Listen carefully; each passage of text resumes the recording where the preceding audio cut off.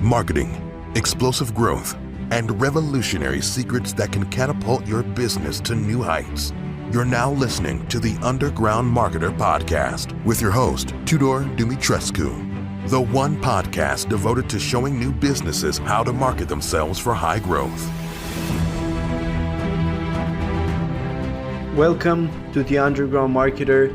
This is the place where we deliver the real truth and explore big ideas that can help new businesses thrive and grow into big ones. I'm your host Tudor, and today I want to basically tell you that copywriting is not the same as salesmanship, but just in print. There is a very big difference between any written material that you can have and salesmanship that can be achieved in person. And the biggest reason for this difference, if you ask me, is that the real power of salesmanship comes from the personal connection and from the ability to ask questions from the prospect. And here's why. When you ask a person questions, you can define their needs exactly, in a way that they are absolutely exact to who they are as a person. There are a lot of people who want a luxury car, or who want a car as a status symbol, or who want a sports car. But there are fewer people who want a Ferrari, and there's even fewer people who want a red Ferrari, and there's even fewer people who want a red Ferrari because their older brother used to drive it when they were 5 years old and they remember him and watching him with envy, right? So the more specific you can get, and the more specific you can narrow to a person's interests, the more likely you are to get them to buy what you have, so long as you can prove that it's going to meet those needs. And you can't really do that with copywriting and with advertising and written advertising generally. What you do with written advertising generally is that you target a niche of people, really, and you sort of go after the average need and the average desire of that group. Maybe that's luxury cars, right, let's say. But you're not able to target each person according to his very specific desire and very specific motivation and all these factors that make them unique and make them individuals, really. You can't do that in writing. But you can do that very easily when you're selling one-on-one with somebody. This is the first big difference between the two of them. They do share similarities in the sense that they are both attempts to influence, right? So both copywriting and salesmanship, they're trying to influence another person and get them to take a specific action. That's true. But the means of doing this is not the same. In one case, I'm listening to somebody else, I'm asking them questions, I'm bringing problems in their awareness, I'm identifying their specific needs, and so on. And in the other case, I'm just targeting an average need, let's say. And it's going to resonate with this specific person, but it's not going to resonate at its maximum strength. It's one thing for me to show you how a sports car and to prove to you that it will lead to a status increase. And it's completely a different thing to tell you that this red Ferrari, being very specific now, is going to help you get the feeling that your brother had when you were 3 years old and you saw him driving a Ferrari, right? That's the emotional impact on you as a person, if that was your actual history, is much stronger in the case of salesmanship. That's why if you give me an email list and you tell me that these people in this email list, they were sold through email, let's say, whatever product, I would be able to take the same list and just by calling each and every one from the list who didn't buy, I would be able to increase sales. And not because I'm delivering a different message, right? The message is essentially the same. It's just because I'm delivering it in a way where the message can be tailored to the very specific needs of the actual individual. There's no averages here. There's no stumbling in the dark or attempting to approximate their needs, right? This is actually going to speak to the one person. So this is the big difference that I see between copywriting and sales.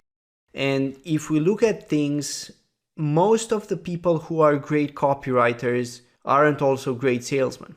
at least in my experience. They're very good at writing copy that converts and copy that brings in sales. But for most of them, if you put them in front of a prospect and tell them to sell this guy, they're not going to be very effective at doing it. They're obviously going to be a bit better than your average person off the street. And I mean, that's sort of to be expected because both copywriting and sales share roots in influence, right? I mean, influence is really the foundation of both, but the disciplines are different. And the same thing holds true for salesmen.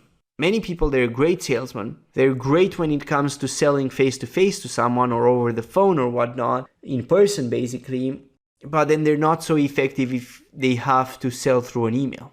Because, I mean, fundamentally, these are different skills and they really work with different parts of the brain. In one case, you're able to chisel out an argument and target average needs, while in the other case, you have to be spontaneous and you have to target very specific needs of the person who's in front of you. You have to uncover them. You have to go through an entirely different process, basically.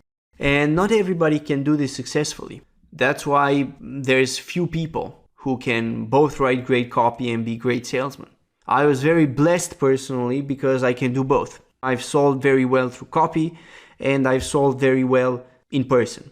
Any day, however, I would prefer, especially if it's a high ticket item, to sell in person. My chance of converting that one prospect is going to be better, for sure, in terms of that one person. Of course, that there's a trade-off here, right? Because you need to spend your own time and you need to spend your own time with people one by one. Whereas if I write an email, I can send that to 10,000 people, right? So there's the issue of scalability. Obviously, selling in person has lower scalability than copywriting, for sure. In terms of being able to scale it and get sales in the mass market, copywriting would easily win. But if we're speaking strictly about a conversion percentage, I'd always take sales over copywriting. So a lot of people and a lot of books really like to say that copywriting is sales in print and salesmanship in print. And I partly agree. I'd prefer to say that copywriting is influence in print. I think that's more accurate. And it really goes to highlight that it's not the same thing as salesmanship and it's really a different skill, ultimately, that you have to learn on its own. Now, for people who are starting out, a lot of people are asking, what should be the first skill that I learn as an entrepreneur? In my opinion, even though the impact of copywriting can be much greater due to its scale, I think that every entrepreneur should start out in sales. And every entrepreneur should start out by understanding the selling process. I mean, the selling process is similar for copywriting and for sales. It's just that the tactics that we're using to bring it to completion are somewhat different. The selling process starts with somebody who becomes aware of a problem and then becomes dissatisfied, and over time becomes even more dissatisfied to the point that he starts out looking for solutions, right? Till he finds something and he buys it. That's, in a few words, the sales process and the process of getting the sale. And I mean, copywriting is moving through this process as well, but it's moving through this process by figuring out in advance the average needs of a given set of people. And we say that on average, these people vote conservative and they're between 40 and 60 year olds and they make this income and whatnot, right? That's an average. But there are specific differences between these people. Let's say that they make $200,000 income per year. One guy may do that as a lawyer, another may do it as an author, another may do it as whatever, right? There's differences between those people. So we average those differences and we say that they make on average the same income, right? That's an average of the differences. But obviously there may be a better way if we sell to each one individually, right? So if we sell to the lawyer separate from the author and so on. And you can take advantage of all these differences when you are selling in person because you actually talk with a person, you get his input on everything that you say, and you're able to tailor your message to his exact needs. And you're not able to do that with copywriting. With copywriting, it's more about market research and speaking with quite a few people and seeing how that audience reacts on average, and then going after those averages in a way where you can drive people through this same cycle. right? So the cycle is, again, them becoming aware of a problem, which leads to dissatisfaction. Dissatisfaction gets worse. They become aware of the consequences of the problem. That's why it gets worse. They start looking for solutions, and then they buy one and they solve their problem. And copywriting and sales, they're doing the same thing. It's just that the tactics are different. So I think that once you understand this, you also understand what I'm going to say next. So an entrepreneur, he's going to try to sell multiple people in one way or another. He's going to be selling employees. He's going to be selling investors if there are any. And he's going to be selling clients, especially the most important clients, the biggest ones.